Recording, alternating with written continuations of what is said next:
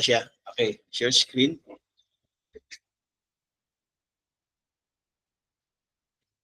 So mag-pray muna. Hallelujah. Dakila ka, Ma, salamat muli sa araw na pinagkalaw mo at binigyan mo ang pagkakataon at binigyan mo rin ang pagkakataon na muli kung may present, Lord, sa araw na ito, itong message ng propeta na The Future Home. At nawa, Lord, ay tulungan mo kami na maunawa namin at may present ito ng malinaw at tama. In the name of our Lord Jesus Christ, we pray. Amen, amen. God bless you all. Now,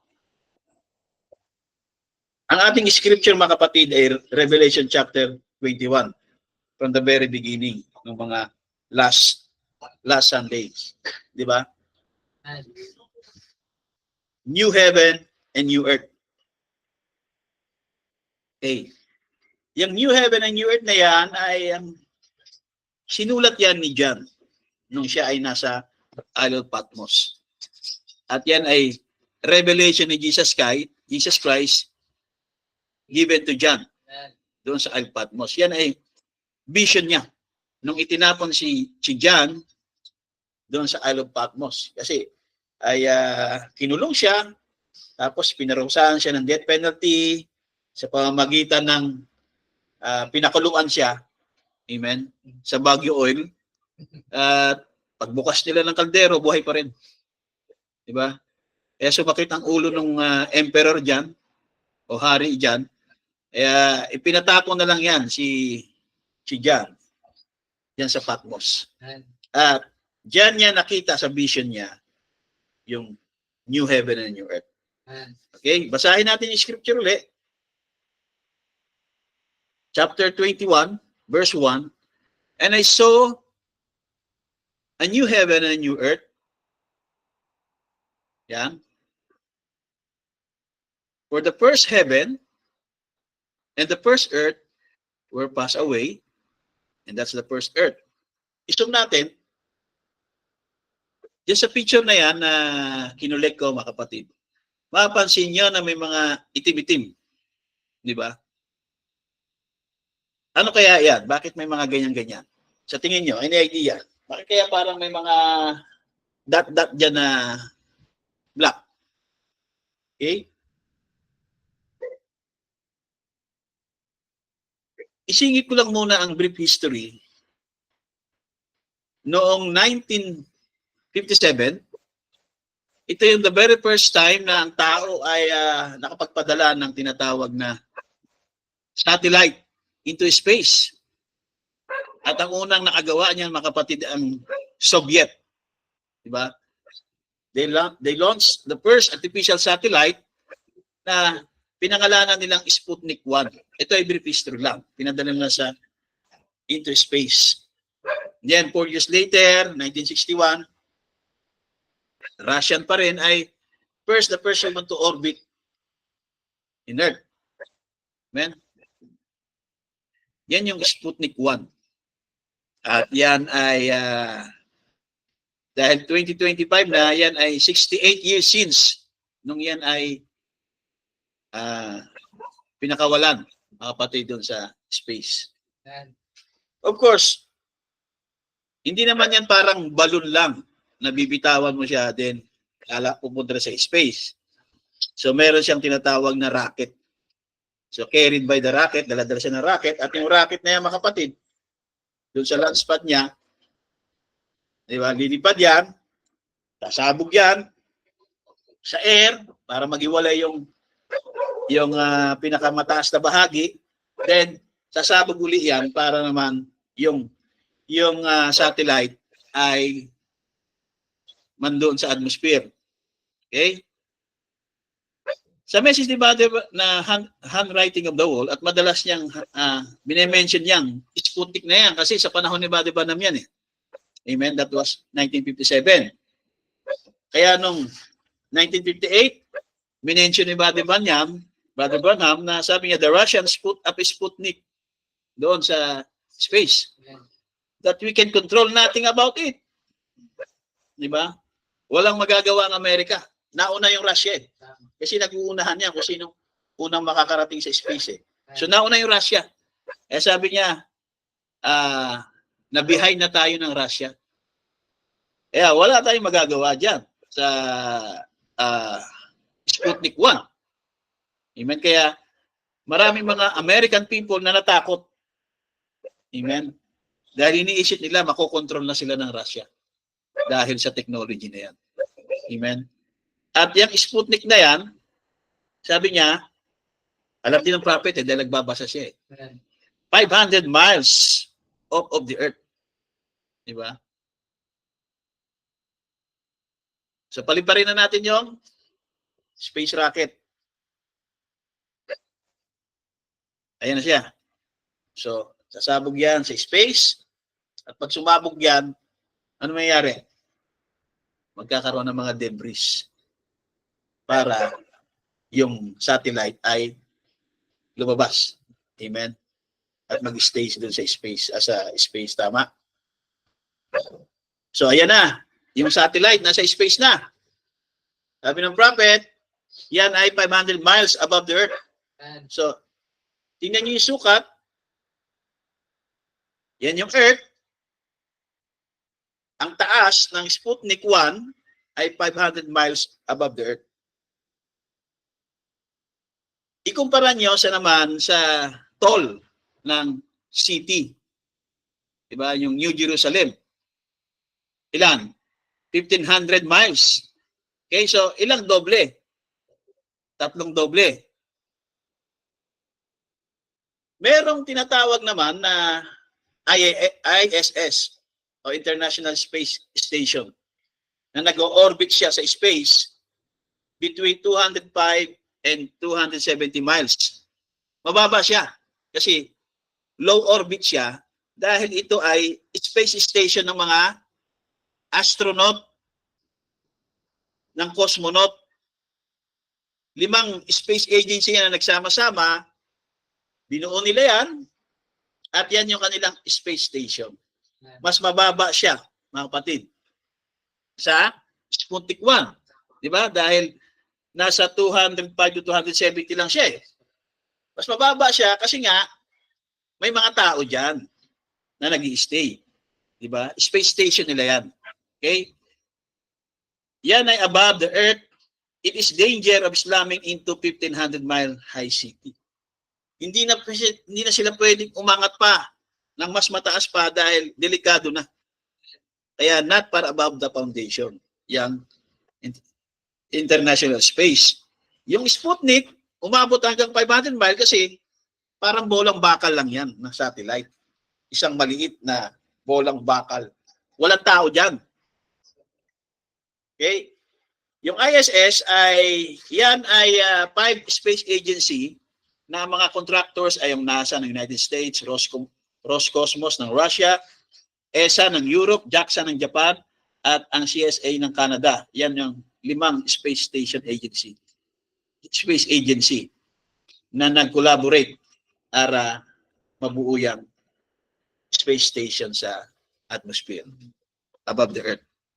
Okay, so kung ikukumpara nyo, ay doble ang taas ng Sputnik 1. Okay?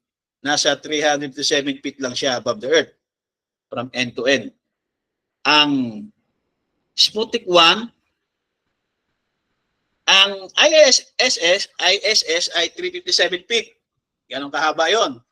Pero yung Sputnik 1, kaya ganun siya kataas, 500 miles, dahil 22.8 inches lang siya. Mas malaki pa yung bola na size 5. Yung size 5 ay 27.5 lang eh. Yan. Kaya ano ngayon meron? Kaya ano yung mga itim-itim na yon na pinakita ko sa inyo kanina? Diba?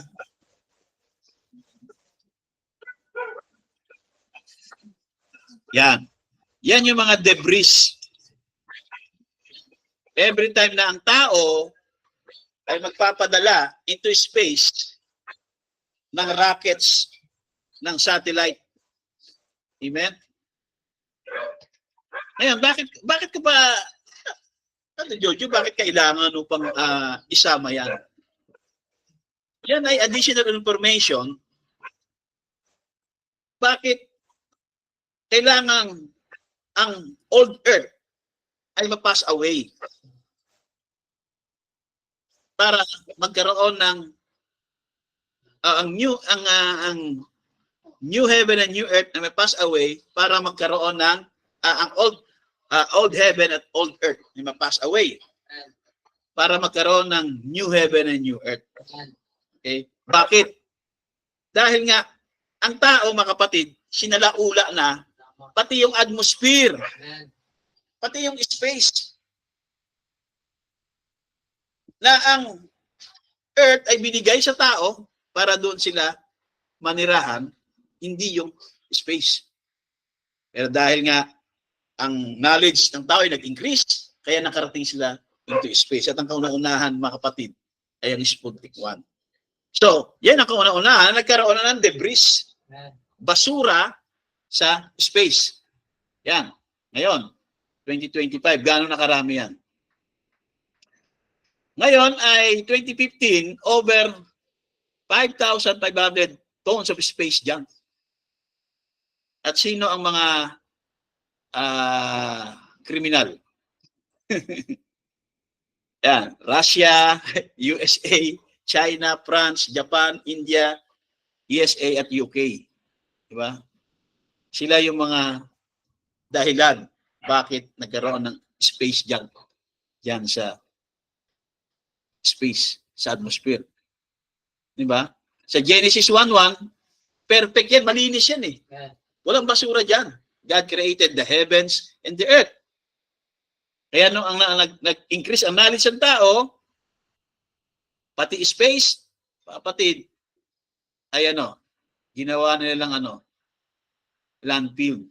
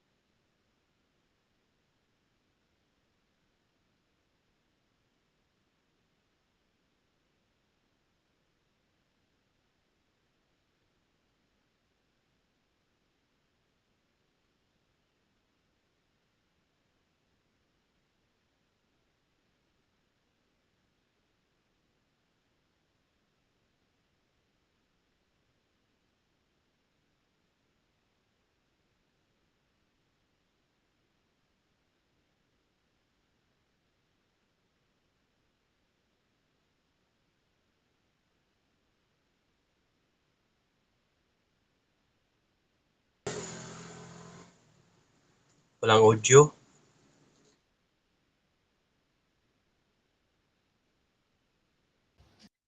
Ayan. Ulit. Ano nang sa last?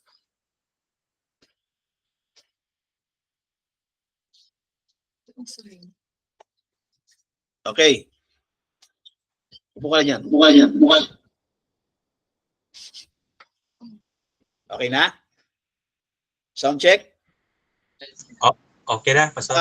Dito kasi sa screen ko, hindi ko kayo nakikita. Okay, kaya siguro titingin na lang ako sa screen dito sa TV. Okay? Harap ako na lang. Okay? Sa TV na lang kayo tumingin, wag na sa akin. Okay? Now, ulitin natin uli. Revelation chapter 21, nakita natin na nagkaroon ng change from first earth, first heaven and first earth na pass away. Kaya nakita ni John ay new heaven and new earth. So nagkaroon ng tinatawag na complete change. Okay?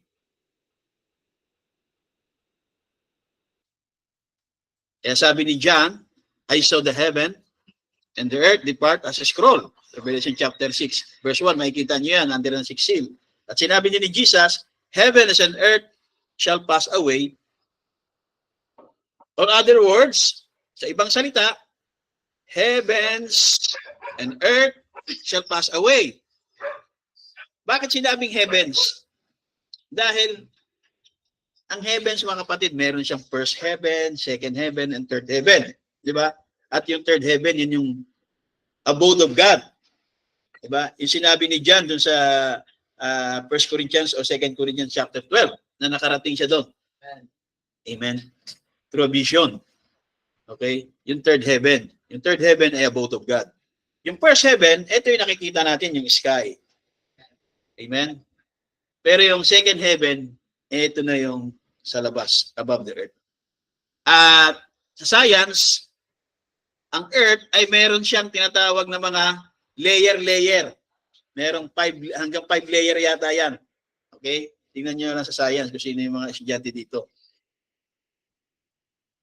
Now, paano nag-change from tinatawag na first earth and first heaven at nagkaroon ng tinatawag na heaven, new earth and new heaven ay sa pamamagitan ng 2 Peter chapter 3 verse 10. The heavens shall pass away with a great noise, and the elements shall melt with fervent heat. The earth also and the works, the earth and the works that are therein shall be burned up. Kaya makikita niyo sa picture, yung earth nabuburn up. At hindi lang yung earth, pati yung works. So dapat malaman natin, ano yung mga works na yan? Diba? Isa dyan, mga kapatid, yung DPWH. Department of Public Works and Highways. Okay? Joke lang yan. Okay? Eh, sabi niya, it doesn't mean, sa paragraph 64, sabi niya, not annihilated. Yung proseso na yan ng 2 Peter chapter 3 verse 10, pinaliwanag niya na hindi yan annihilation ng earth. Okay? Kaya nagkaroon ng tinatawag na new heaven and new earth.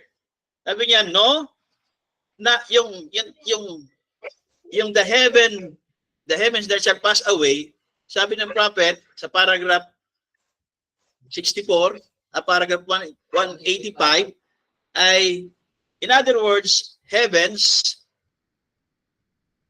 and earth shall be changed. At hindi yung change na replacement o substitute na parang Jaworski out or nais in. Hindi rin ibig sabihin ng change. Diyan. Kundi ang change ay dumaan sa process ng purification according kay Pedro chapter 3 verse 10. Amen? At kaya sabi niya, pinaliwanag niya, yung 2 Peter chapter 3 verse 10 ay, no, not annihilated. Hindi siya annihilate. Yung Revelation chapter 21 verse 2. Tama? Not annihilated. Ano ba ibig sabihin ng annihilation? Ang annihilation, ang meaning niya ay the state, ito isang kalagayan or fact of being completely destroyed or obliterated. Pag sinabing obliterated sa Tagalog, pagkalipol. So hindi lilipulin yung earth. Itong old earth na to, ay hindi siya malilipol. Hindi siya ma-annihilate. Kaya sabi niya, not annihilated. Yan, annihilation, pagkalipol. Yan, pati Tagalog para kapag nag-share kayo. Ang mangyayari, hindi a-annihilate, although na ang earth ay born up, pati yung works therein, the system will be changed. Yung sistema. Mababago.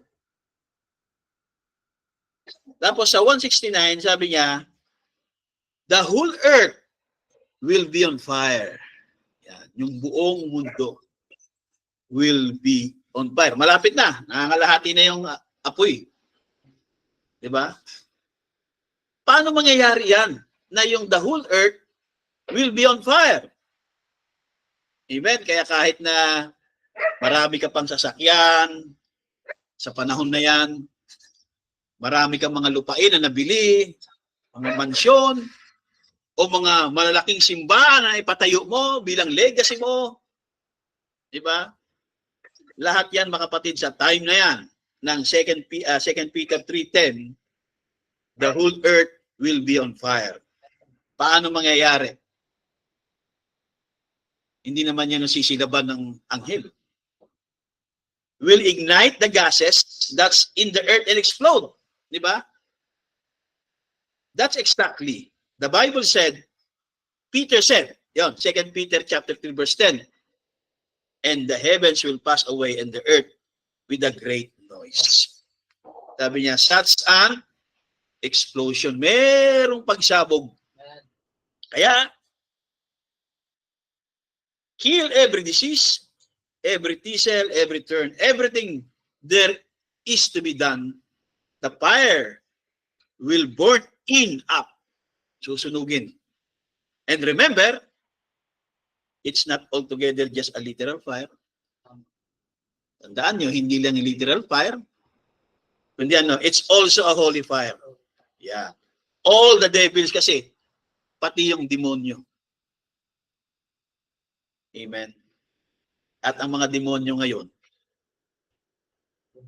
wala sa impyerno. Bakante, nandito sa lupa. Amen. Yung mga espiritu. Yeah. It's not altogether just a literal fire. It's also a holy fire.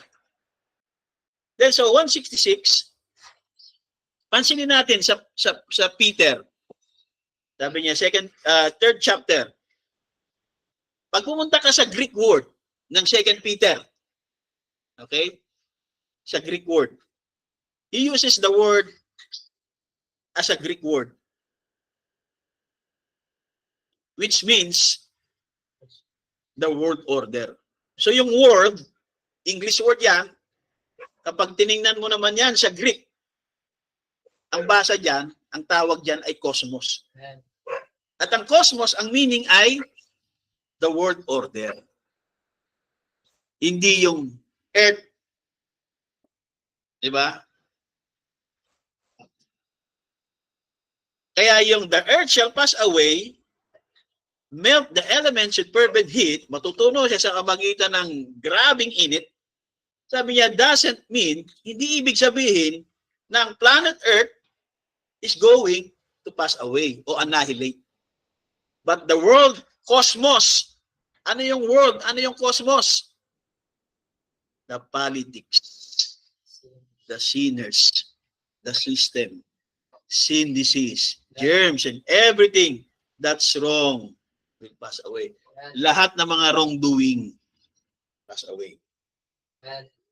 Amen? Yan ang mama-annihilate. Diyan mo i-apply yung annihilation. Hindi mo i-apply, mga kapatid, sa earth. Kundi doon sa system. politics. Amen? Kaya bilang tunay na mananampalataya, huwag tayong makikisali sa politics dito sa Pilipinas. Na meron kang papanigan na isang political figure at sasabihin mo magaling na presidente, napakabait na vice president. Wala kang pwedeng panigan dyan. Amen? Bakit? Bakit sinabi ko wala kang pwedeng panigan dyan? Di ba?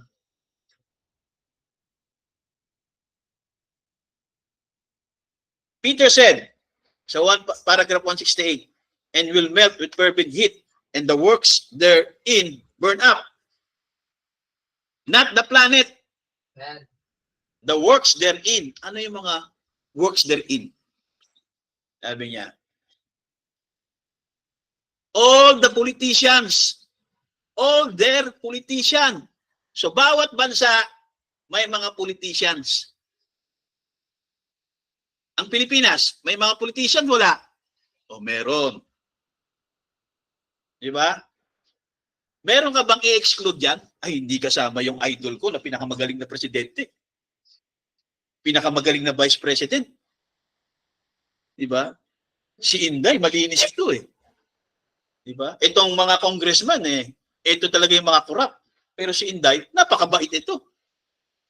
Di ba? Kaya nga pag nagagalit, nagmumura tsaka nanununtok dahil napakabait eh. Yung kapatid, kapag nagagalit, di ba? Ano ginagawa? Mananaksak eh. Kaya wala kayong i-exclude dyan. Amen? Kaya hindi natin pwede sabihin na hiwalay ang usapin sa spiritual at sa politics. Hindi pwede na kapag Sunday, spiritual ka. Kapag Monday hanggang Saturday, politician, follower ka. Na meron kang tinitingnan sa tinititigan. Naiisipin mo, eto ang pinakamagaling na presidente. Amen? Kaya nga, lagi kong sinasabi sa inyo at pinipreach ko ng ilang beses yung ano yun? Tandaan nyo? Influence of another. Nakita ko yan. Nakita ko sa sarili ko at nakita ko sa inyo. Amen? Yung influence ng politician na yan na pinaniwalaan natin na magaling, na napakabait, napaka-humble. Kita mo, natutulog lang sa kulambo, kumakain lang sa karinderya. Pero pag nagmura, pati Diyos, di ba? Who is this stupid God? Pikit mata tayo. Amen. No say tayo. Alam mo ang tawag dyan? Kapag nagsasalita ka ng against, doon sa kabila, at doon sa kabila ay pumipikit ka, ang tawag dyan ay injustice. Amen? Unbalance. Nagsasalita ka laban dito sa bagong administrasyon, pero sa korupsyon naman, sa nakarang administrasyon, tahimik ka lang. At didepensa ka pa. Hindi. Bilyon-bilyon sa kanila eh. Kaya sa quote na to, mga kapatid, maunawaan natin na all their politicians. At sa ano? May kasama yan eh. In their schemes. Yan. Sabi dyan sa post na yan, top 1 most corrupt agency sa Pilipinas. Diba? Hindi yung dalawang nag-uusap doon ha. Yung DPWH. Kaya, Department of Public Works and Highways. Diba? Sabi doon sa ano, works therein. Top 1 most corrupt agency sa Pilipinas. Magkano ang nakorrupt? 1 trillion. Di ba? Kaya yung mga DDS, nasa na yung 1 trillion? Nasa na yung 1 trillion? Pero kung ibabalik sa iyo yan, wala bang korupsyon ang nangyari doon sa panahon ng nakaraang administrasyon? Amen? So kasama, hindi. Kasama yan. Pero ang trending ngayon, yung present. Diba? Pero dapat hindi ka rin nakapakit doon. Okay? Kaya ang scheme ngayon, mga kapatid, ang meaning ng flood control, dalawang bagay. Flood control, dahil may mga ghost project, ayun, binaha. Amen? At binabaha naman yung mga politician, yung mga corrupt, mga government official ng kwarta. Kaya dalawa ang mukha ng flood control. Amen? Pero, yung tinatawag ngayon ng mga baha-baha na yan, ay actually hindi naman kasalanan yan ng DPWH. Diba? Kasalanan naman nila yan? Kaya tama yung isang tao ng salita na laging isinisisi sa DPWH ang pagbaha. Amen? Bumabaha kasi nilapastangan ng tao ang ating mga likas. Mga kabundukan, di ba? Yung mga puno, tinutroso, yung mga lupa, di ba? Minimina, yung foundation ng earth, yung mga lugar na mga tinatawag na mga bahagi na dinadaluyan dapat ng mga tubig, dinedevelop, ginagawang mga pabahay. Binabahayan ng tao. Kaya bumabaha, mga kapatid, ang buong mundo, hindi lang dahil sa DPWH, kundi dahil sa tao. Kaya makita nyo, mga kapatid, maging yung space, yung atmosphere, sinalaula na ng tao. Amen?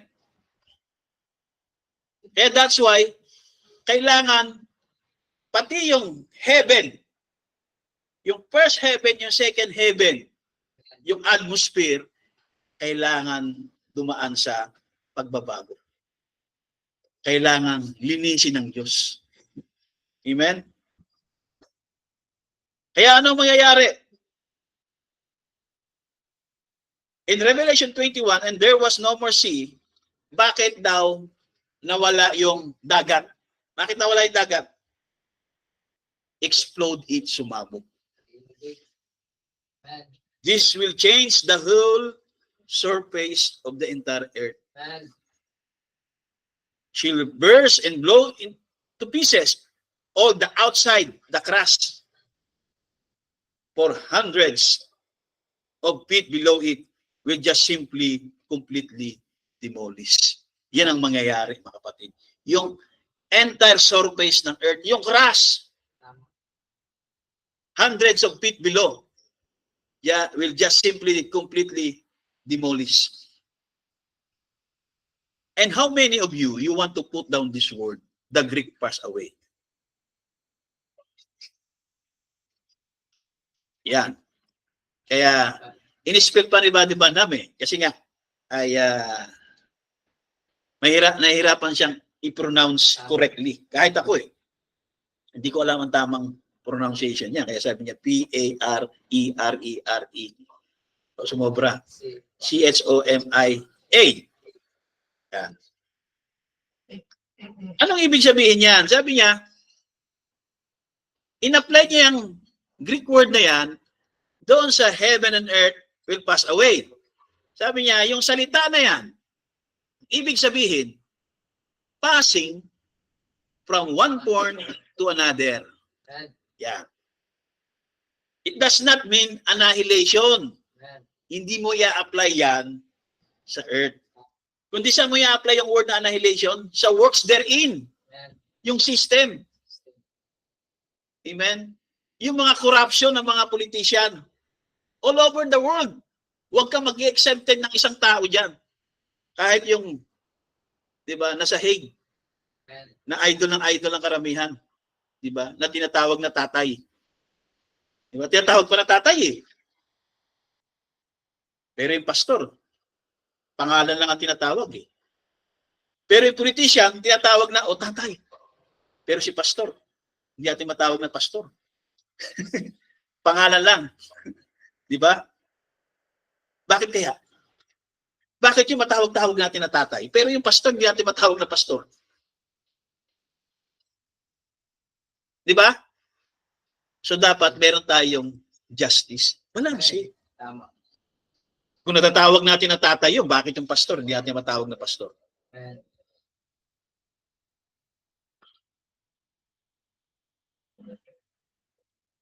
Pero yung mga pastor, yung mga pinanggalingan nating simbahan, ang tawag pa natin headship. Kaya sabi niya, parerekomya. O, yan ang basa ko. Na ang ibig sabihin, mga kapatid, to pass from one condition, it says, to another condition. Amen. Yun ang ibig sabihin na ano, heavens and earth shall pass away. Yung condition, yung kalagayan, yung sitwasyon, lalo yung outer space. Ilang tonelada na na basura, ng mga junk, ng mga debris, nandoon sa atmosphere. Amen.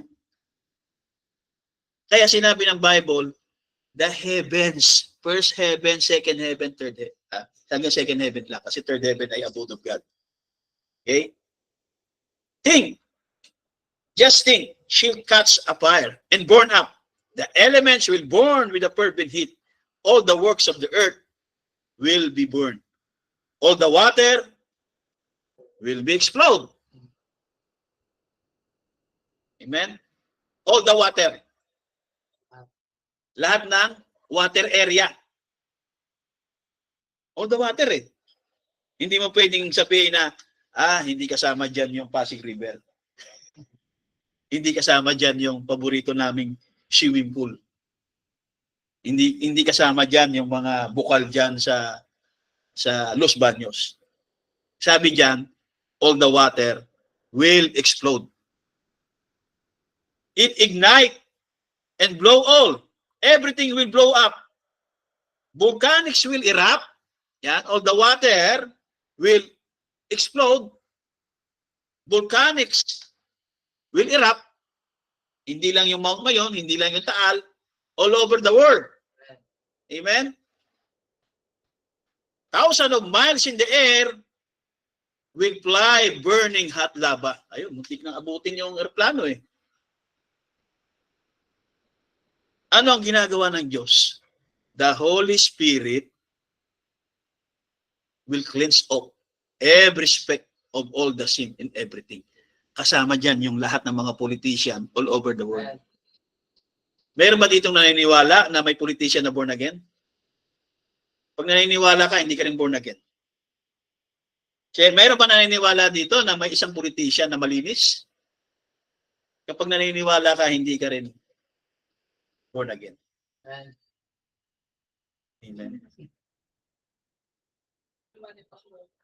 Kapag born again ka, hindi ka magkakaroon ng desire na pasukin yung ground na yan. Tama. Politics ground. Iba yung ground ng Christian ground at politics ground. Amen. Pero may mga so-called Christians na pinasok yan. May congressman na pastor, na bishop, pero number 1 doon sa Congress. Si Congressman Forward. Diba? Number 1 yan. Amen. At ang swerte ni Congressman Forward, kahit na natalo, congressman pa rin. Diba? Kasi na-disqualified yung nanalo. Ang swerte ni Congressman Forward. Amen.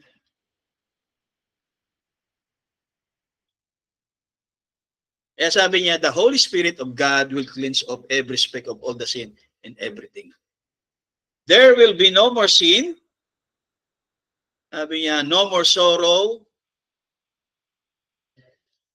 Never will there ever be a teardrop of a mother's cheek over her baby. Amen. Di ba? Yan ang pinaka masakit na tanawin na makita mo yung isang ina umiiyak, tumutuloy yung luha niya sa kanyang pisngi dahil yung anak niya namatay sa sakit, lalo yung namatay sa gera. Amen. Yan ang pinaka, diba, na isang ina o isang ama na umiiyak siya dahil yung kanyang anak, sanggol, ay namatay. Sa time na yan, mga kapatid, wala nang ganyan. On that new ground, walang ganyan. Sa new heaven and new earth, wala nang kasalanan, wala nang pagtangis, pagluha, pag-iyak, wala na tayong makikitang ina na umiiyak dahil namatay yung kanyang minamahal na anak. Sa time na yan ng new heaven and new earth, no graves. Diba? No teardrops. No bloodshed. Amen? No more wars. No clouds of winter. Kita nyo? Pati yung atmosphere na bago. No cold snow upon the breast of her. The hot sun will not never burn its grass. Wala nang ano? Yung atmosphere. Wala nang heat wave. Wala nang mga solar flare. Sa new heaven and new earth, kailangan niyang baguhin ng Diyos yan. Amen? Ano pa? In this new earth, the skies will never be black again. Hindi na didilim yung mga kalangitan, yung first heaven. Diba? Para malaman natin, oh, uulan. Bakit? Madilim. Amen? Never black again with angry clouds. Winds will never blow across her again. Kasi pag nag-blow yung malakas na hangin, maraming mawawasak na mga pananim, puno, bubong ng bahay. Lightning never belts from Satan across there. Diba? Si Satan yan. Yung lightning. Siya ang may gawa niyan. May mga tao namamatay sa lightning. Diba? Hindi ko lang na-research kung ilang tao na namatay sa lightning. There'll be no more typhoons. Sweep down. Storms and tornadoes. Yan. Wala na yan sa new heaven and new earth. Diba? Masarap mabuhay dyan. Kaya, ngayon pa lang, ay ma-reveal na sa atin ang mensaheng ito. At ang tanging susi lang dyan para makarating tayo dyan. Sa new heaven and new earth ay new birth.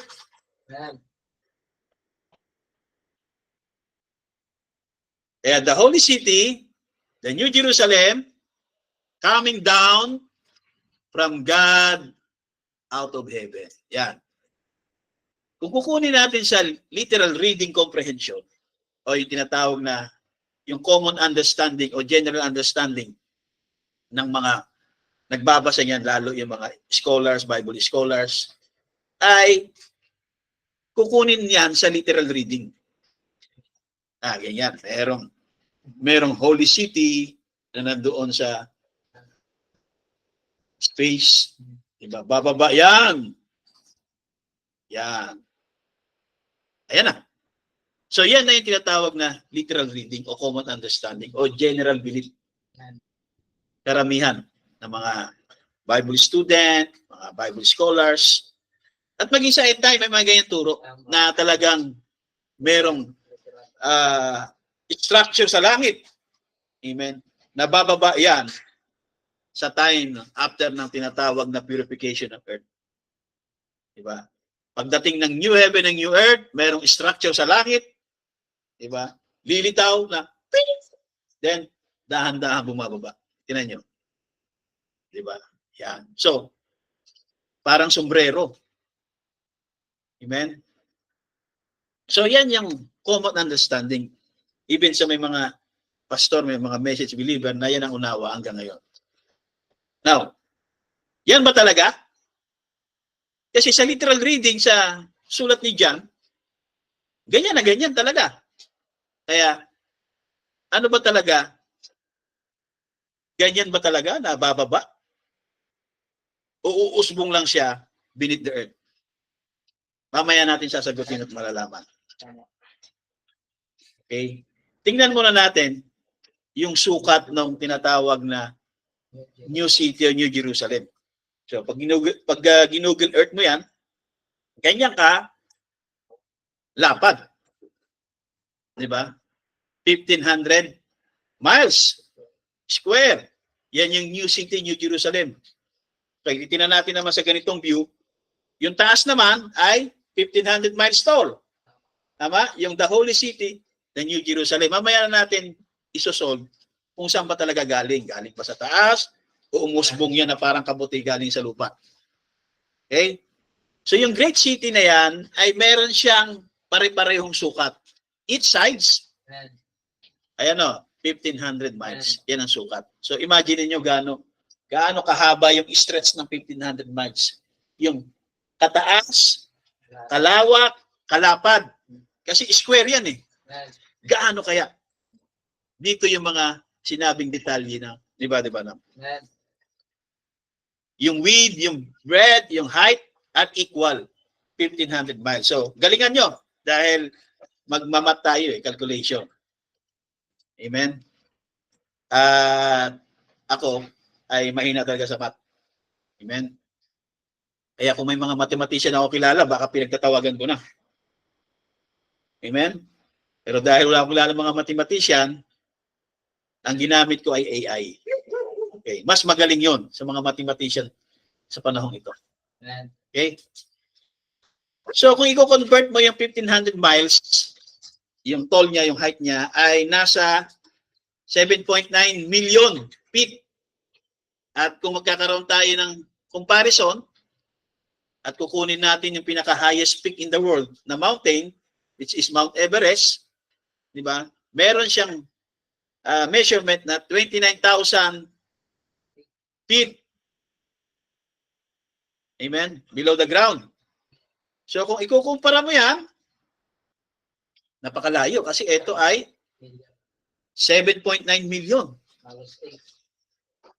Diba? So ilang Mount Everest ang kailangan nating mabuo para ma-reach natin yung 1,500 miles. So igagawin mo mga kapatid, i-divide mo yung 7.9 million feet sa 29,000 feet.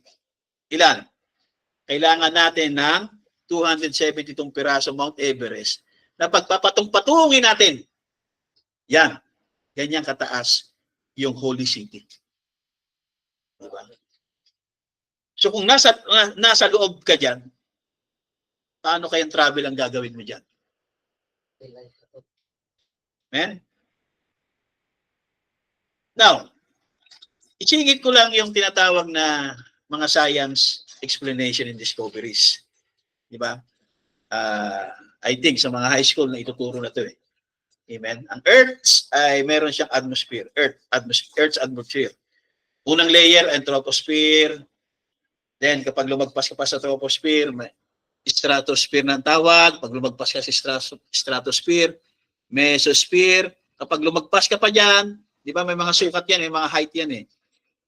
Thermosphere. At kapag lumagpas ka pa sa thermosphere, siguro baka si Superman lang nakakagawa nito, exosphere. Di ba? At kapag lumagpas ka pa dyan, ayun na, interplanetary space na yan. Mga interstellar. Sino para dito ng interstellar? Yan. Magta-travel ka na. Di ba? Sa universes. So yan, merong 5 atmosphere ang Earth. Okay? At ang pinaka-outermost layer ng atmosphere ng Earth ay ito ng exosphere. Ang exosphere ay from 375 miles above to 6,200 miles above the Earth. So yan na. kapag umabot ka na ng 375 miles, exosphere na. Kanina, yung Sputnik, ilang miles? Sputnik, 500 miles. So nasa na yung Sputnik? Nasa exosphere na. Di ba? Yung ISS. ISS ay 276. So nasaan lang siya? Thermosphere. Di ba? Kasi 375 eh. Tama? Exosphere. So kung hindi ka aabot ng 375 miles above the Earth, ano na? Thermos na. Di ba? Magtimpla ka na ng kape, Brad. Inaanto ka na. So ayan, 1,500 miles yung height. So imagine kung paano ka mag-i-stroll diyan. 'Di ba? Ilang araw mo 'yan lalakarin o papasyalin. Okay? So ang exosphere ay 375 miles to 6,200 miles above the Earth. So titingnan natin sa sukat, ang height ng city ay 1,500 miles. Kung titingnan natin yung kung saan aabot yung magsisimula yung exosphere sa 375. So, yung atmosphere na yan, exosphere na yan, hanggang sa 1,500 miles, hanggang sa 6,200 miles exosphere. Imagine, di ba? Exosphere na paglagpas mo ng 375 miles. Bakit ko sinasabing imagine? Sa time na yan, mga kapatid, ay merong mga tinatawag na mga dwellers. Yan sa Earth. Sa New Earth may mga dwellers. Amen? Sabi niya, the new city and the new earth, the new creation, yung new heaven and new earth, new creation. Sa new earth, new heaven and new earth, merong new city yan. Yung the holy city, New Jerusalem. The new city. Yung city na yan ay nasa mountain. City on the hill. With the throne in the top of it. Amen? Sa top ng mountain, merong throne. Amen? At tapos sabi niya, Brother Branham draws illustration on the blackboard during the next few paragraphs. So si Brother Branham, nag-drawing siya doon para magkaroon ng illustration. At yun na nga, ay hindi natin alam kung paano niya drawing. Kasi wala pa naman cellphone nun para picturean ng picturean eh. Kaya tayo ay mag-i-imagine na lang tayo doon sa mga paragraph na to. Kaya sabi niya, the throne up here, in the top, sabi niya, and the dwellers all up and down on this mountain. Kaya nga, one time, sabi ko nga, kung sino makakapaggawa ng illustration na yan, drawing. Amen, na merong mountain, tapos nandoon yung new city, which is the throne. Amen? At yung mga dwellers doon sa baba ay aakyat sila at bababa. So magta-travel sila papunta doon sa the holy city, the New Jerusalem. Okay? Bakit? Kasi sabi sa Revelation chapter 21 verse 24, merong mga nations. Hindi yung United Nation ngayon, hindi yung mga nation ngayon sa present day natin. Kasi walang mabubuhay during ng earth purification. Amen? Pero merong nations pa. Paano kaya nagkaroon ng nations? Ito ay mga bagong nations. Hindi yung old nations. Yung old nation ay nag-aaway eh. Kita mo yung Israel at ang Palestine. Diba? Yung Russia at yung Ukraine. And the nations of them which are saved, yung mga naligtas para, shall walk in the light of it, Sino yung light? Lord Jesus. And the kings of the earth do bring their glory and honor into it. So, aakyat sila doon sa city. Amen. Para dalhin yung kanilang glory and honor, mga kapatid, sa Diyos. Sabi dito sa paragraph 400. So when the king leaves, di ba? Dahon. By bringing his glory into the bride's chamber, here into the city. So talagang pupunta sila, papasok talaga sila sa city. Amen. Dahil dadalhin nila, mga kapatid. Amen. Doon mismo sa bride's chamber. Dadaan muna sila sa bride chamber. Amen. Pagpasok nila ang tinatawag na Holy City.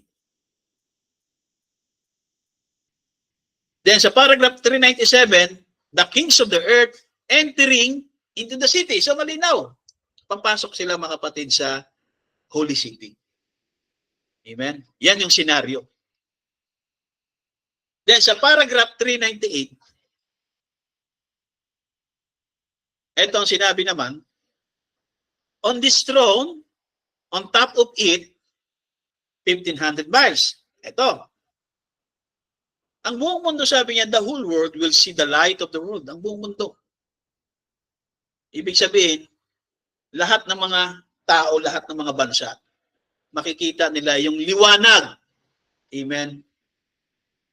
Doon sa top ng throne, ng 1,500 miles high. Jesus sitting on the throne, on the top of the world, top of the church. Siya yung liwanag. Top of Mount Zion. Binanggit niya yung bundok na yun na tinutungtungan ng throne ng 1,500 miles. Sabi niya, top of the Mount Zion, sa taas ng Mount of Zion, which is 1,500 miles. Yung city, half size of the United States. Yan na.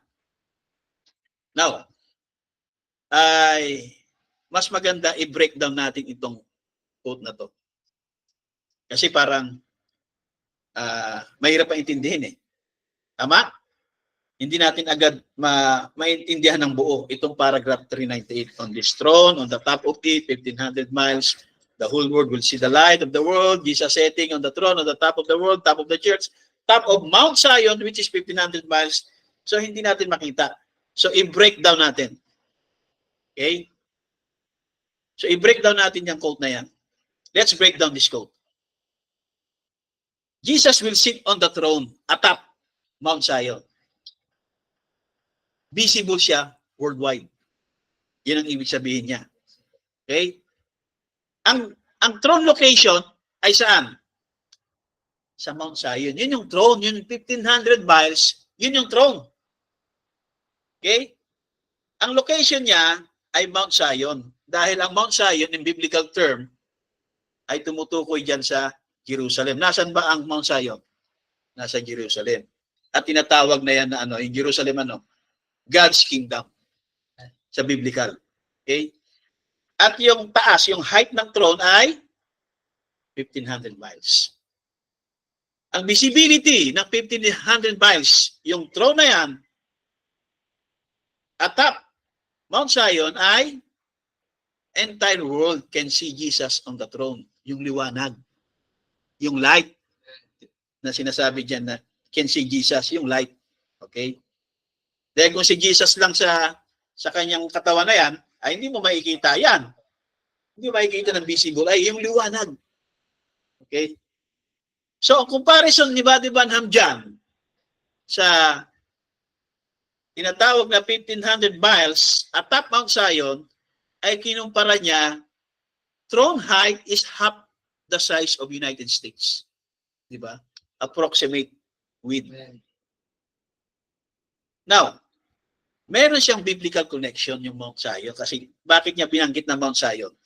Kasi merong biblical connection yan. Okay? Ang unang scripture ay yung Psalms 2:6.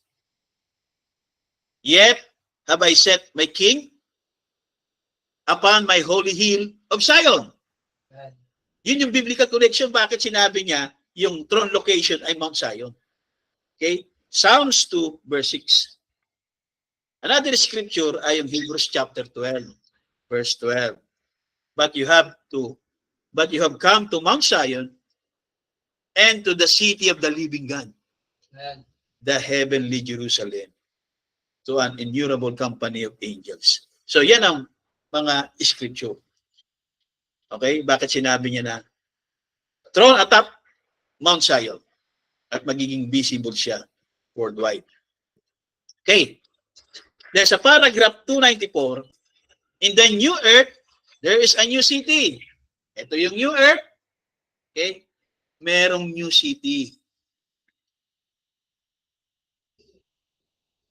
Jesus said in John 14, he would go prepare. Let not your heart be troubled. Amen? When he's going away, sabi niya, nag-prepare siya. Okay? Hinanda niya. Tama?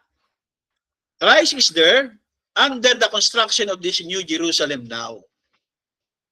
Christ in heaven today preparing the new Jerusalem. Now, in literal reading, kung sa literal reading natin kukunin, yung understanding natin.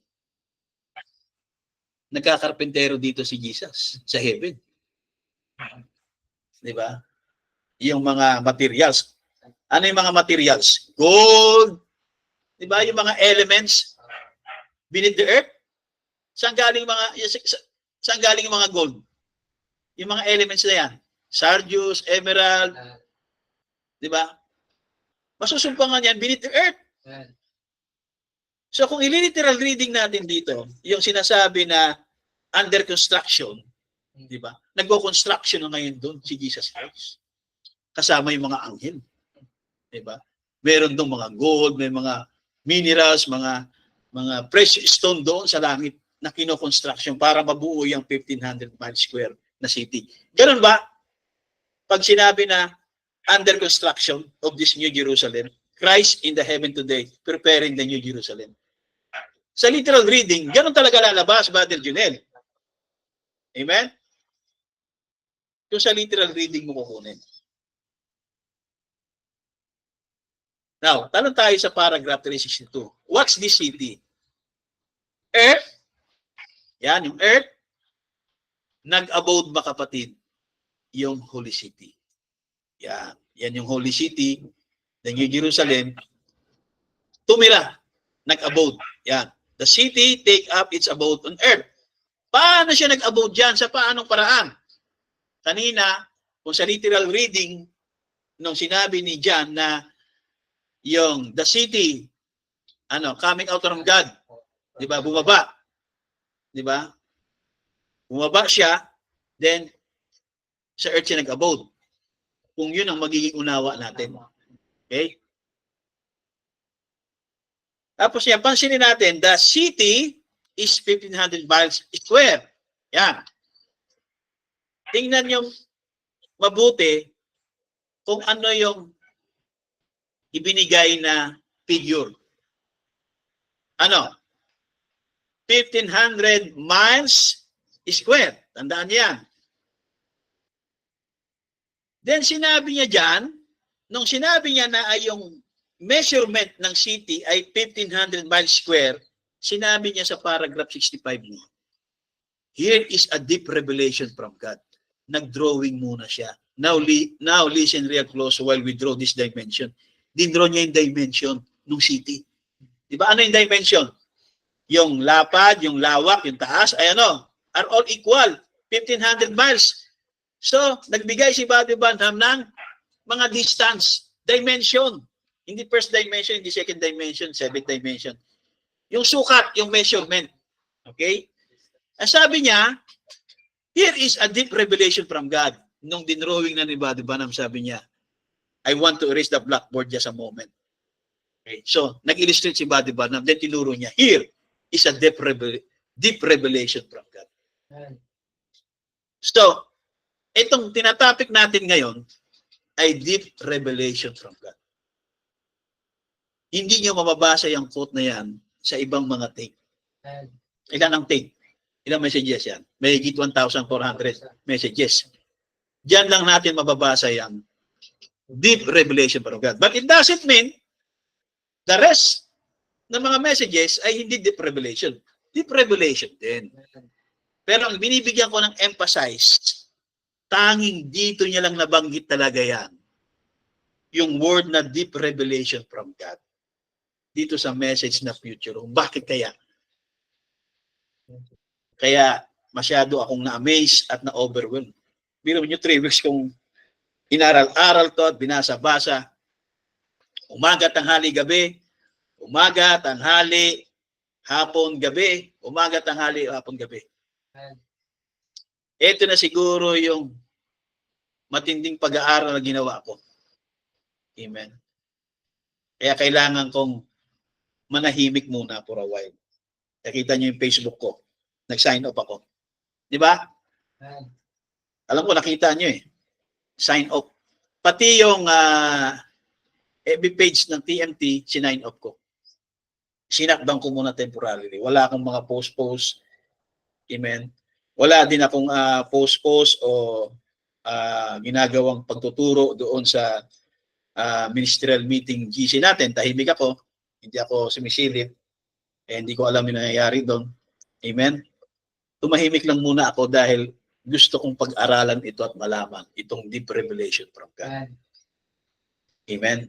And I'm just thinking and planning na kung matapos ito ay gawin itong isang parang maliit lang na pamphlets o libro. Na ipiprint ko lahat itong mga picture na yan. Para pag nawala na tayo, yung mga kabataan, di ba? Meron na silang parang comics ngayon na babasahin. Ganito pala yung Holy City. Ganito pala yung sukat. Di ba? Pwede yan kapag wala na.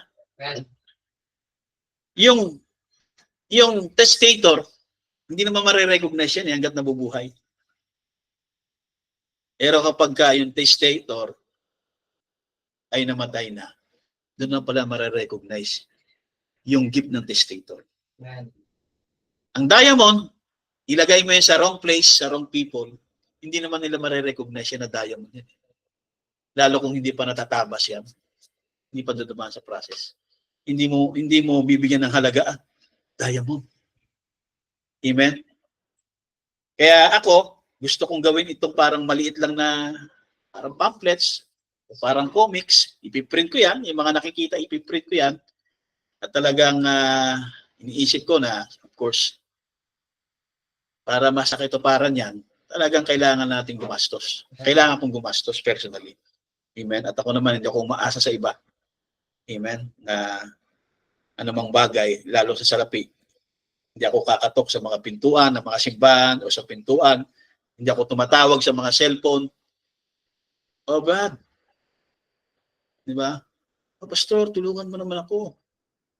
O pautangin mo naman ako. Hindi ako ganun kasi ng tao na tatawag-tawag ako, magte-text ako. Amen.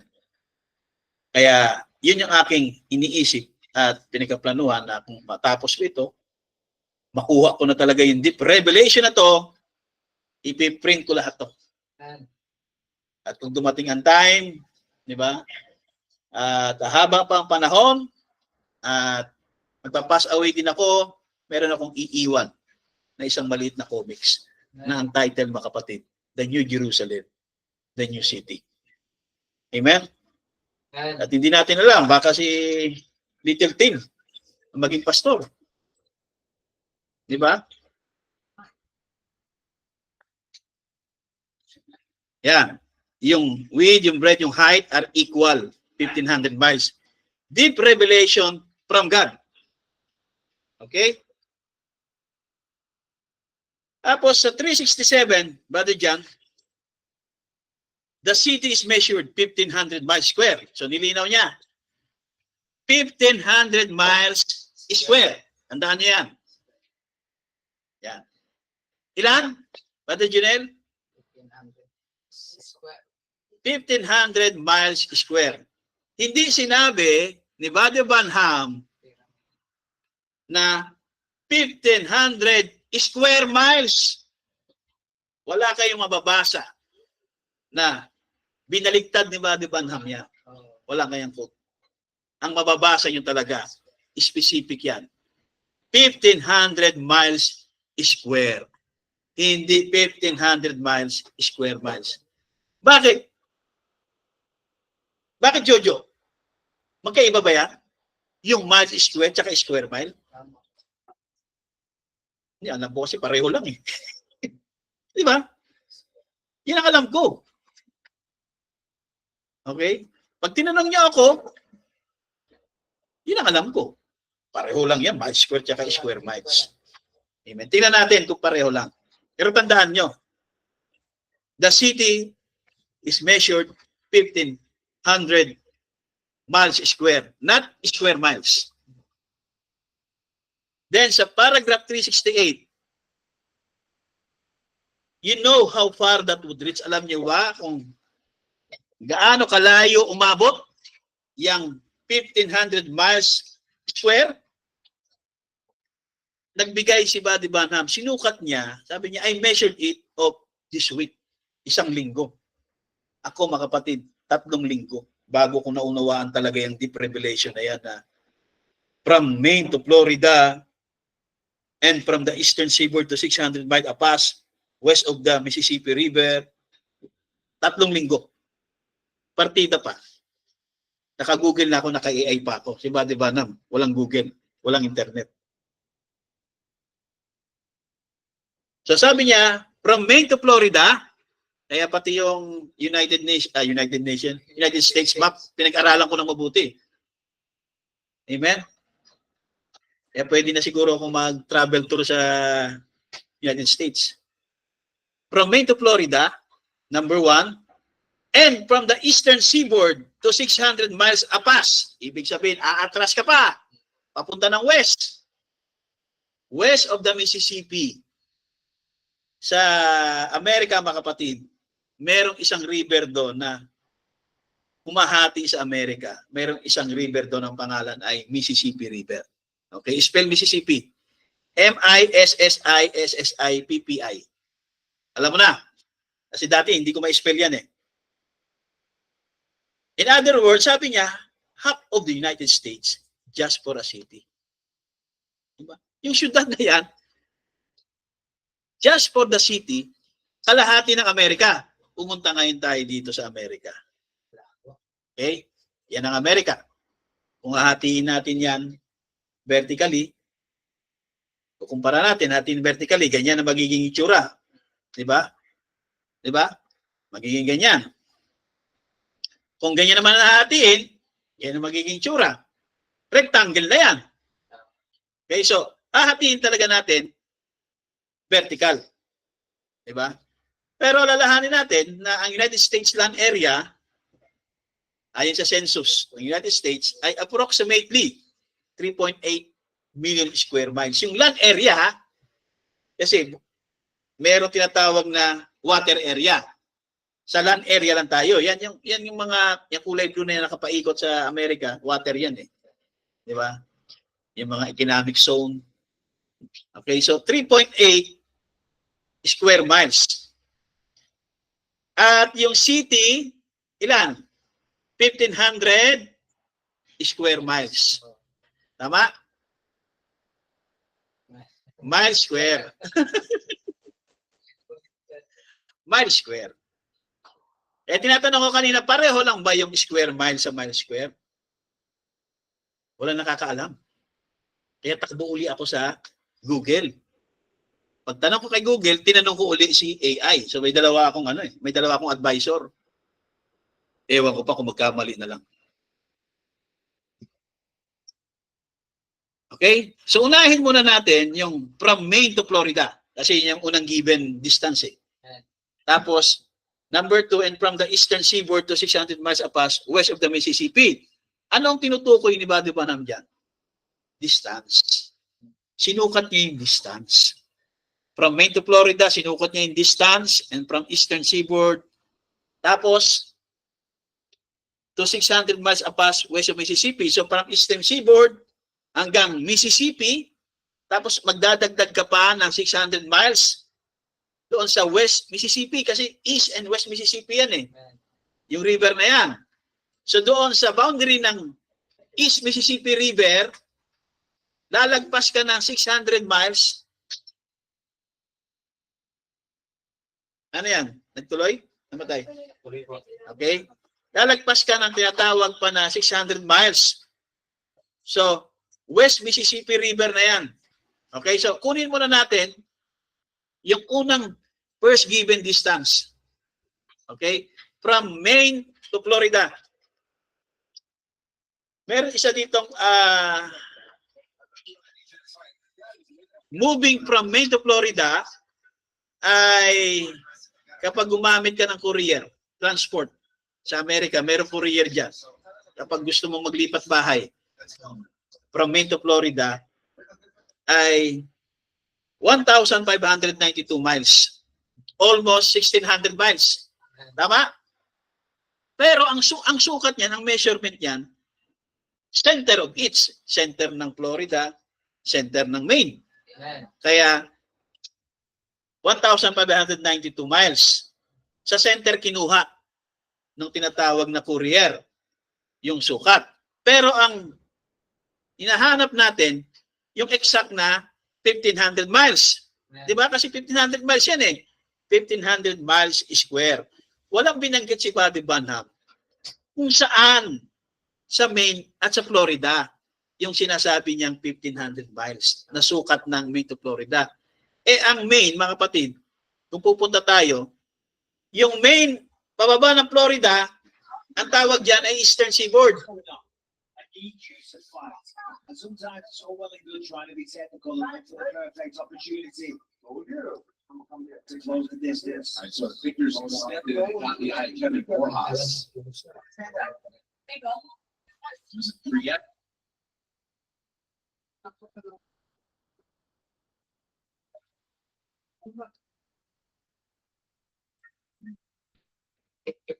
Ano oras na? 7:18.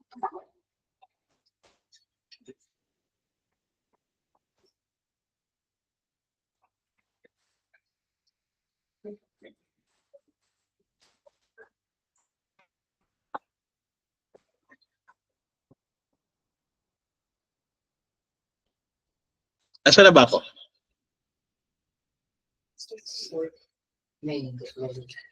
So, balik tayo sa Maine. Sa Maine muna tayo.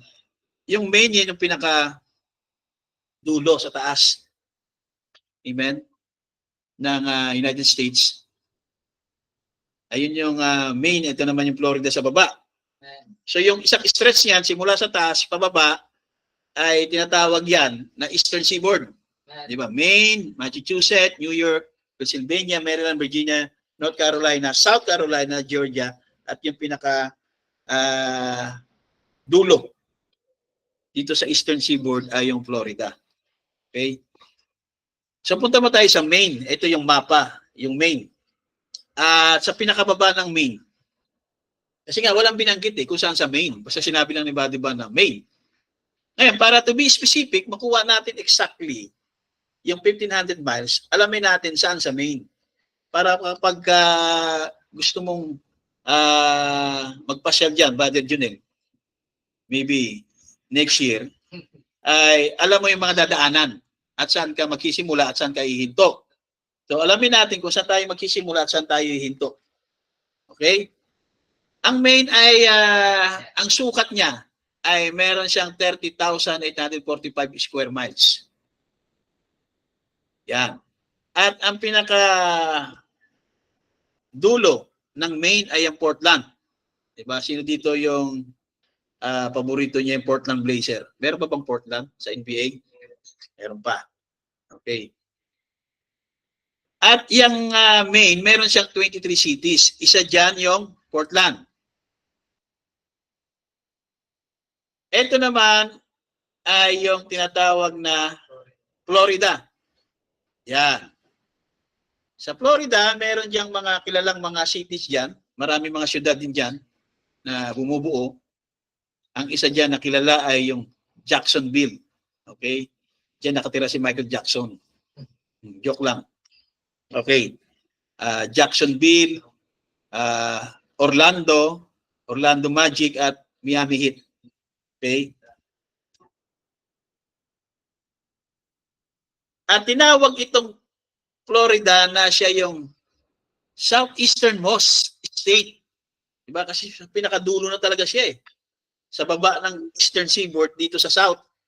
Okay? Yan. North, West, dito yung East, kaya Eastern Seaboard, pero pinakadulo na siya ng South. Kaya siya yung southeasternmost state is Florida. Para sa mga estudyante, Hilaga, Timog, Silangan, Kanluran. Kaya ang Florida, mga kapatid, ay Timog Silangan. Yan. Now, para madali natin makabisado itong Amerika, ay hinati nila yan actually sa 4. Okay? Yung dito sa kaliwa ay West. Okay? Sa West niya, makikita niyo, isa sa pinakamalaking bahagi ng lupa ay yung Montana.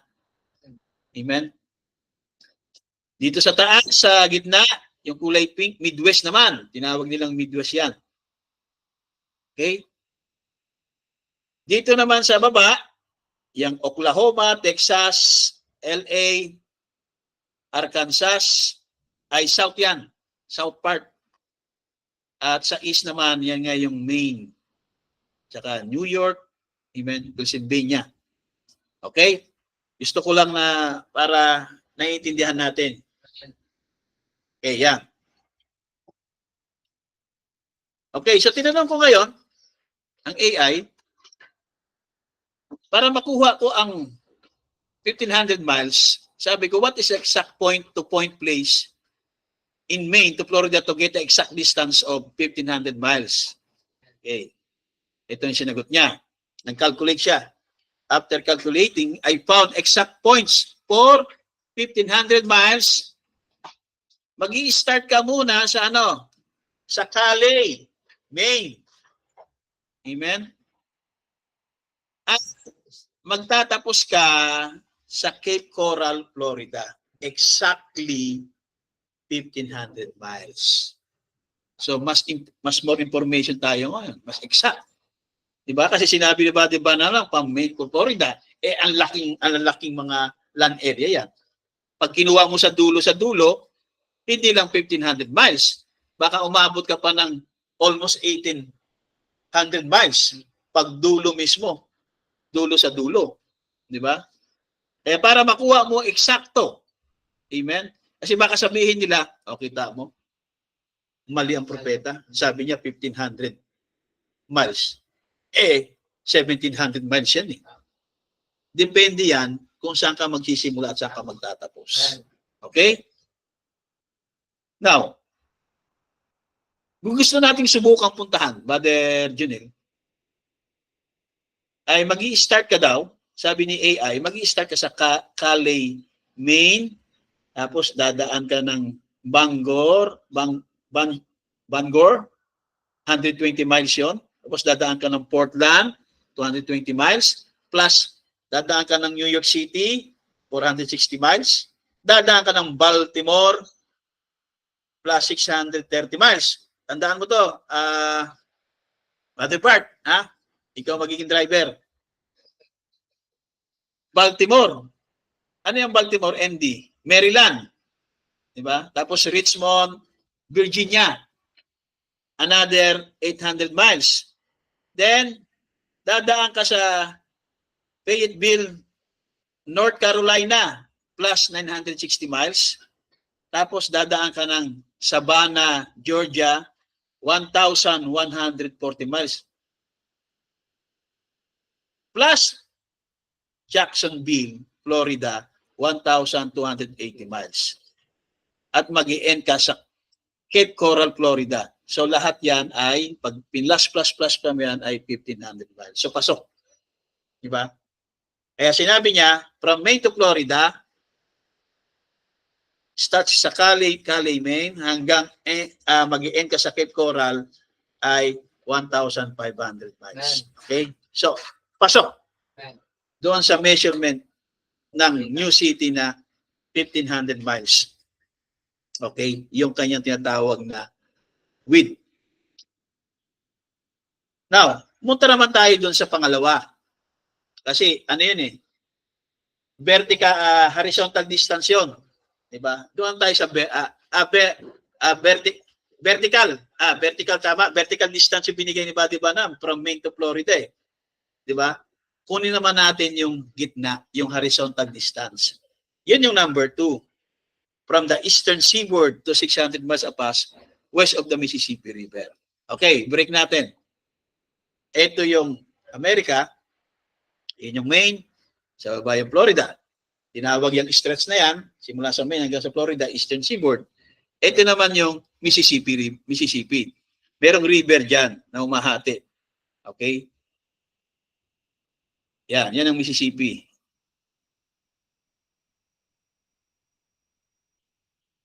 Eastern seaboard from Maine to Florida, yung stretch na yung pababa. Okay, yan. Yan yung Mississippi River. Yung sa kanan ay east of Mississippi River, sa kaliwa ay west of Mississippi River. So, ang boundary ng east tsaka west, yung river. Okay. So, sabi niya, magdadagdag ka pa, aatras ka pa, papuntang west, sa boundary ng Mississippi River west, ng 600 miles apas. Okay, so tinanong ko si AI, from eastern seaboard to 600 miles apas, west of Mississippi River, how many miles? Let me calculate the distance. Eastern seaboard to Mississippi River, ang approximate niya ay 870 miles.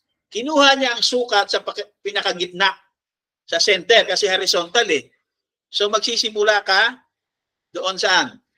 Sa Virginia Beach. Okay? Hanggang sa boundary ng western border of Mississippi. Plus, of course, obviously, sabi niya, dahil 600 miles, sabi ni Buddy Banam, so Mississippi River to 600 miles west. So approximate distance, obviously, 600 miles kasi yun yung binigay. So, ang gagawin mo para makuha natin yung total distance ng eastern seaboard to Mississippi River at 600 miles apas ay i-add mo lang yung 870 miles plus 600 miles. Ilan? 1,470 miles. So, papasok siya. Kulang. Kaya ang gagawin natin para makuha natin, mga kapatid, para makuha natin yung 1,500 miles, dadagdagan mo ng 30 miles yung 600 miles na binigay ni Buddy Banam. Kasi estimate lang ni Buddy Banam, hindi naman yan yung exact. Di ba? So, gagawin natin 660 miles.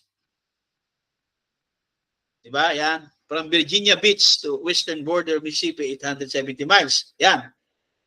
Okay? Tapos, aatras ka pa ng another 600 miles. From Mississippi River west to 600 miles. So, tinanong ko siya, ano yung mga dadaanan kung aatras ka pa ng 600 miles? Ano yung mga states? Sabi niya, here the states. Arkansas, Oklahoma, and Texas. So makakarating pa ng part of Arkansas, Oklahoma, Texas, yung 1,500 miles square na New City. Yan. Kansas, Oklahoma, at Texas. Okay? So, 870 miles plus 600 miles ay meron kang total na 1,470 miles. Kaya magdadagdag ka ng 30 miles para pumasok siya sa 1,500 miles. Amen? So, yan ang mangyayari. Additional tayo ng 300 miles para eksakto 1,500 miles. Kasi 1,500 miles yung lapad. Okay? The city is 1,500 miles square. Yung yung haba, di ba? Simula doon sa east sa south ay 1,500 miles kasi square yan. Equal side. Okay? So, tayo ngayon, magpa-plus pa tayo ng 300 miles. Okay? Para eksakto 1,500 miles. So, nasa atin ngayon, yung eksaktong sukat. Amen. Okay, compare kay Buddy Banam. Kasi kay Buddy Banam, close lang. Diba? Pero ngayon, dahil nga may computer tayo, may Google, ay nakuha natin. Now, sabi niya, half of the United States just for the city. Ito ngayon yung buong United States. Ang land area niya ay 3.8 million square miles. Pero yung city ay 1,500 miles square. Ngayon, pareho lang ba o magkaiba yung square miles sa mile square? Pag hinati natin yan, United States land area, approximately 3.8 million square.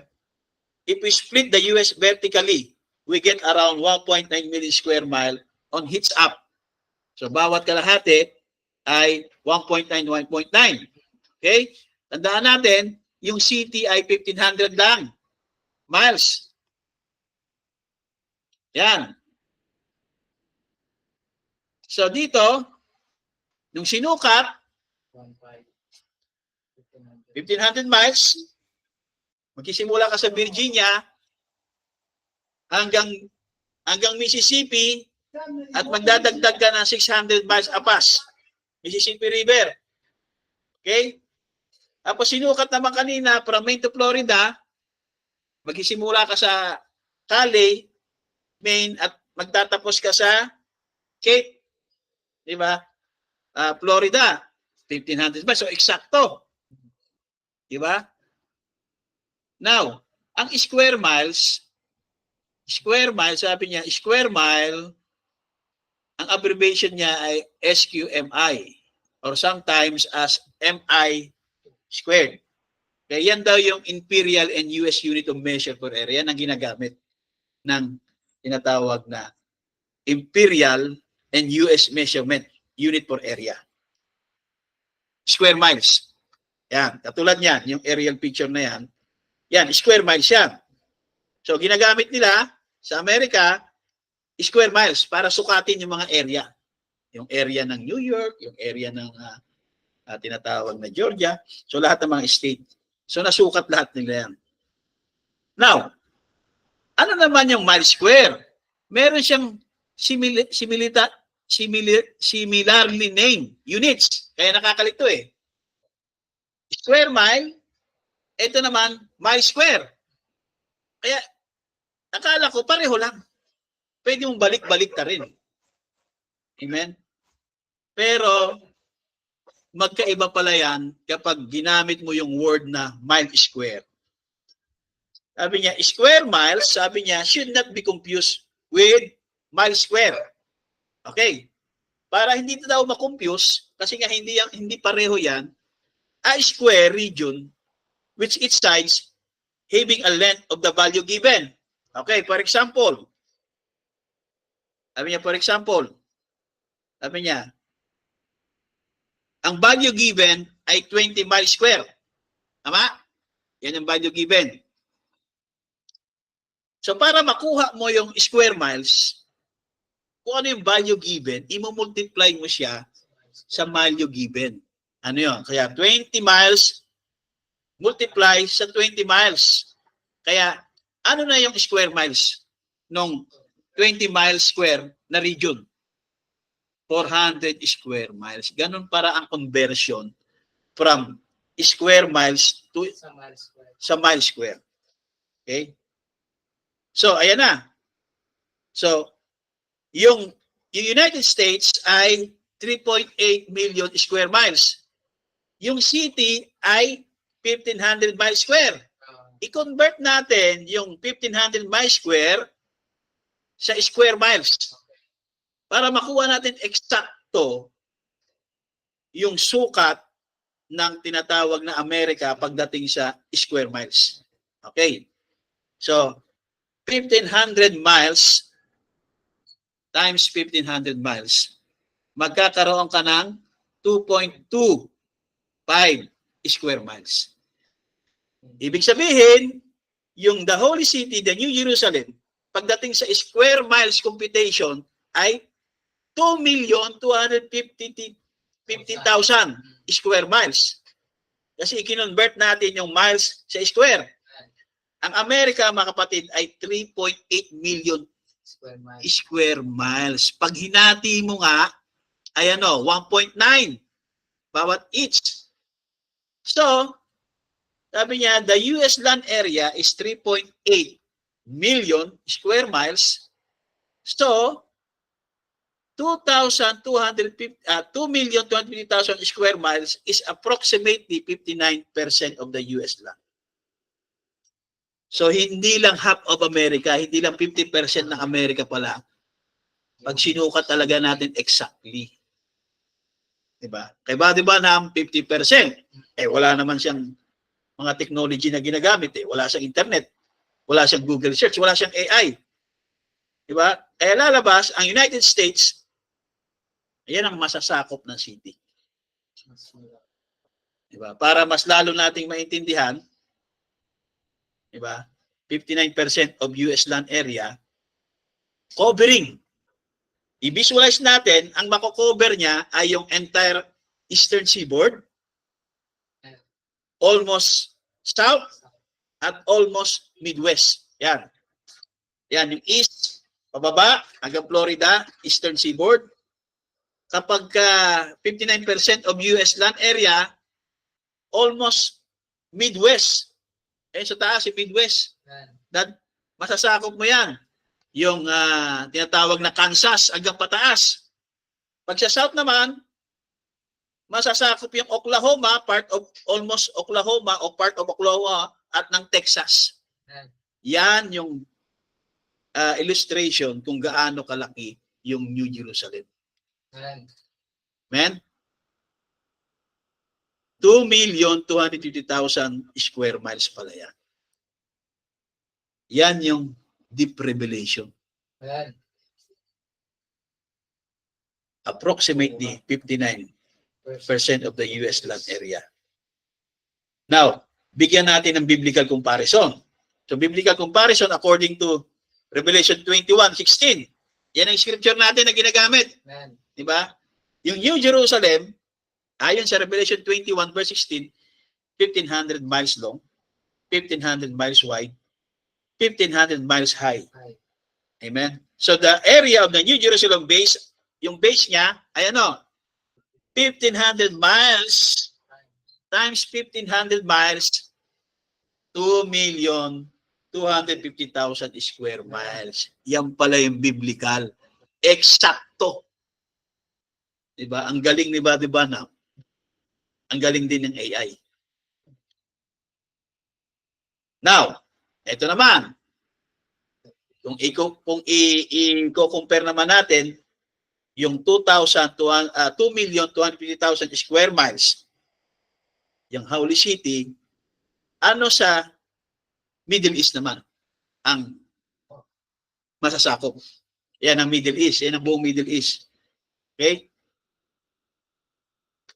So kung 2,250,000 square miles, makocover niya yung entire country ng Saudi Arabia, entire country ng Iraq, plus most of Iran, plus parts of Turkey, plus Syria, Jordan, and Israel.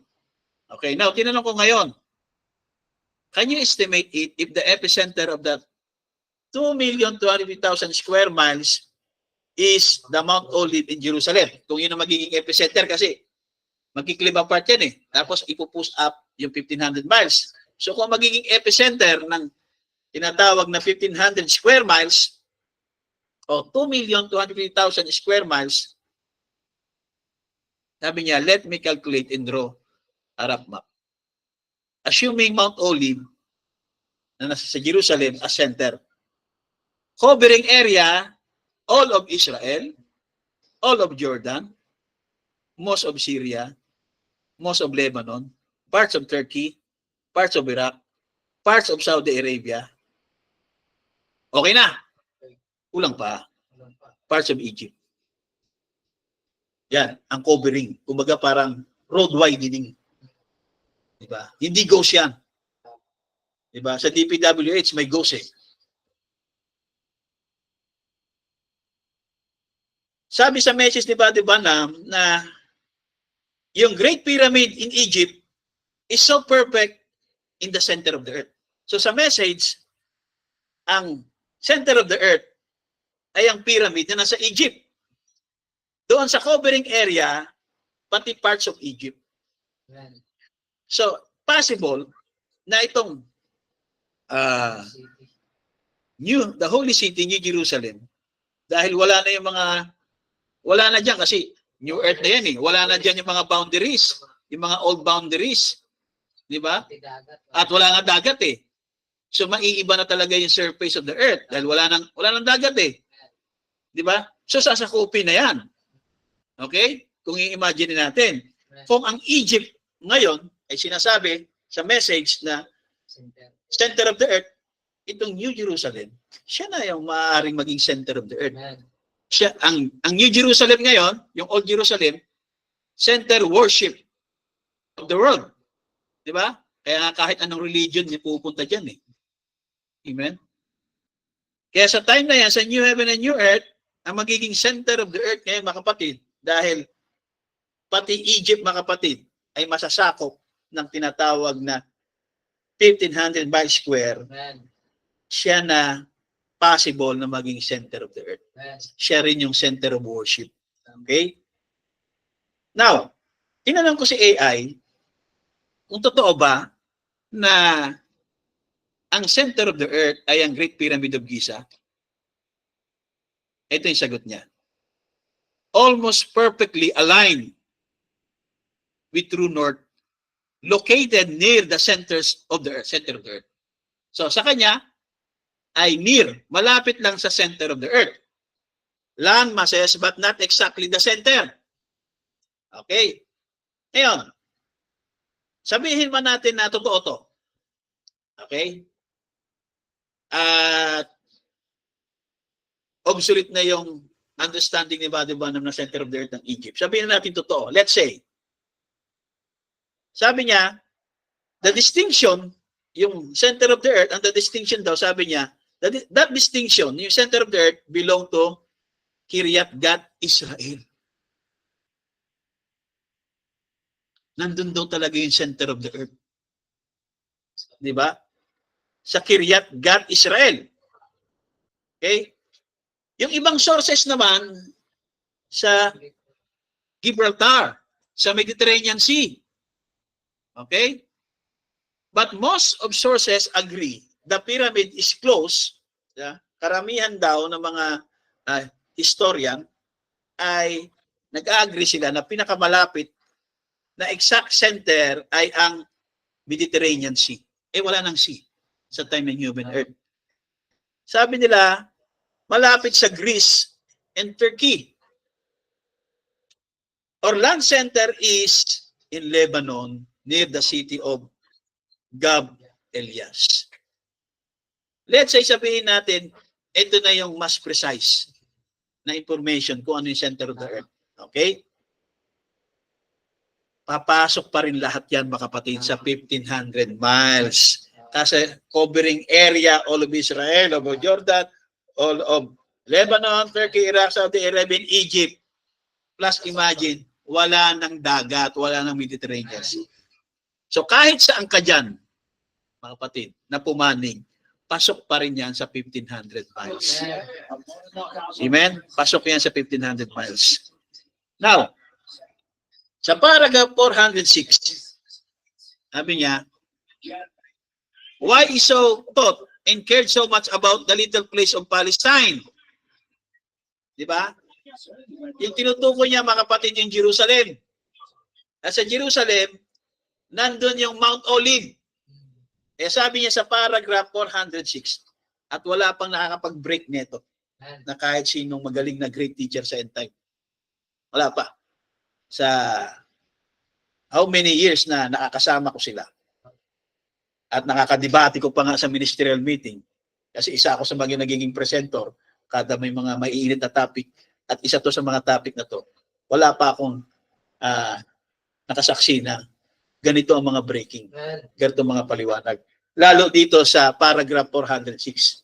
So for the very first time, dito natin mauunawaan itong sinabi ng prophet sa 406 paragraph. Okay? Sabi niya, why is it God so thought and cared so much about that little place of Palestine? Diba? Makinig kayo mabuti. Kasi hindi ko na muli itong tatapikin. At kung umabot na yung kamatayan natin, diba? Hindi na maririnig to. Okay? But right in there, where is the temple is set? Doon daw isiset yung temple. Yung 1,500 miles. Yung throne, atop of a mountain. Saan? That's where the New Jerusalem will break up right there. Magbi-break up daw. Mahahati. Doon sa New Jerusalem. Then, nag-quote si Brother Branham. Diba makikita nyo dyan, yung quotation mark. Kaya pag magbabasa kayo, pansinin nyo rin yung mga mark na yan, yung quotation mark. So, nung sinabi yung that's where the New Jerusalem will break up right there, nag-quote si Brother Branham, hindi siya nag-prophesy dyan. Kaya hindi quotation ni Brother Branham yan. Yan ay quotation na kinote ni Brother Branham kasi yan ay open and close quotation mark. Ano ang sinabi niya? Olive, Mount of Olive shall cleave part to the right, saan sa east, and left sa west. Diba? Then, anong scripture yan? Wala siyang binanggit na scripture eh. Sa buong entire na tape na yan, hindi niya binanggit yung scripture kung ano yan. Pero nag-quote siya ng scripture. Hindi lang natin napansin na scripture pala yan. Akala ko, statement lang yan ni Brother Branham. Revelation niya lang yan. Pero yan pala ay nag-quote siya ng isang quotation sa Bible. Yan yung scripture. Pero hindi niya binanggit kung anong book at kung anong chapter at kung anong verse. So kailangan, mahalaga talaga bilang nag-aaral ka ng Bible at message, tunay kang tagapagpakain, mga kapatid, kailangan mo magpuyat. Kailangan mo magtrabaho. Amen? Kasi yun ang binigay sa inyo na ministry. Kaya hinanap ko yan, mga kapatid. Yung quote na yan, kasi napansin ko, quotation pala yan. Hindi yung quotation ni Brother Branham, kundi yan pala ay quotation galing sa Bible. So kinote niya yung Bible scripture. At nakita ako, yan pala yung Zechariah chapter 14, verse 4. Walang binanggit si Brother Branham na Zechariah 14:4 yan. Kaya na-amaze ako. Deep revelation. Akala ko, revelation directly ni Brother Branham yan. Basahin natin Zechariah 14:4. On his feet shall stand in the day upon the Mount Olives. Very significant yung Mount Olives kasi yan yung last footstep ni Brother Branham sa lupa bago siya umakyat ni Jesus, bago siya umakyat sa langit. Yan yung huling footstep niya sa Mount Olive. Okay? Nabundok ha? Nabundok. Which is before Jerusalem on the east, and the Mount of the Olives shall cleave. Pag tinignan niyan, binasa niyo sa New King James Version, and the Mount of Olives shall split. Ang term na ginamit ng New King James Version, split. Kaya mas maiintindihan natin kung anong ibig sabihin pala ng cleave. Split. Okay? And the Mount of Olives shall cleave or split in the midst, sa gitna. Therefore, towards the east and towards the west. And there shall be a very great valley. And half of the mountain shall be removed toward north, and half of it towards south. Yan ay propesya pala ni Zechariah. Na kinot ni Brother Branham sa message ng Future Home. Tingnan natin. Yan yung Mount Olives, sabi niya, sabi ni Zechariah, Kinote ni Buddy Branham, yung propesya na Sekaraya, kaya hindi propesya ni Buddy Branham yan. Kinote lang ni Buddy Branham yung propesya na Sekaraya. So, ilang propeta ito? Si Buddy Branham at si Sekaraya ng Old Testament prophet. Di ba? Kinote ni Buddy Branham yung Sekaraya 14 na yung Mount Olives ay magkiklib part to the right sa east and left sa west. So, hindi lang sabay. Okay? Hindi ko mapagsabay eh. Mahirap eh. Okay? Hindi ko magawa sa PowerPoint yung sabay eh. Pero dapat sabay yan. Pero inisa-isa lang, mag-i-split yan sa kanan, sa east, at sa kaliwa, sa west. Then sabi niya, sure, sigurado, when she pushes up from the village, itutulak daw yung city. Saan galing? Sa ilalim. Not they say it's pushing apart. Hindi daw pushing apart. Iba yung pushing apart. Like this. Sabi niya, it's pushing up. Yan. Pag-split ng Mount Olive sa east at sa west, amen, ipupush niya naman yung 2,250,000 square miles na New Jerusalem. Grabe. Di ba? Now, bilang pagtatapos, eksakto, kanina binasa natin yung kay John, Revelation 1 verse 2, na the holy city, the New Jerusalem coming down from God out of heaven. Sa literal reading, ganyan. Pero dito naman kay Brother Branham at kay Sekaraya, yung propesya na Sekaraya, pinaliwanag ni Brother Branham ngayon sa future message na na yung Mount Olive sa Jerusalem, sa Palestine, magkiklip apart, mag-i-split to the left at to the right from east at saka sa west at ipupush up niya yung New Jerusalem. Now, ang tanong, saan ba talaga manggagaling yung Jerusalem? Manggagaling ba sa coming down from God out of heaven? Sa langit ba? Sa taas ba? Or dito sa beneath the earth? Pushing up from beneath the earth. So saan tayo dyan? Dito tayo kay John? O dito tayo kay Sekaraya at kay Buddy Branham? Amen. Kasi magkaiba yan eh. Contrast yan. Yung isa ay coming down out of God from heaven. Ito naman pushing up from beneath the earth. So saan talaga tayo dyan? Amen? So sa Sunday, yan yung magiging part 3 natin. Amen. At eksakto, alas 12 ay natapos yung presentation natin. Amen. Tayo mag-pray. Hallelujah. Eksakto 12. I-end mo na yung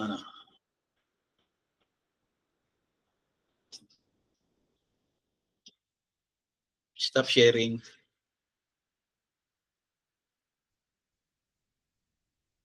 Okay na yung record? Okay, so tayo mag-pray.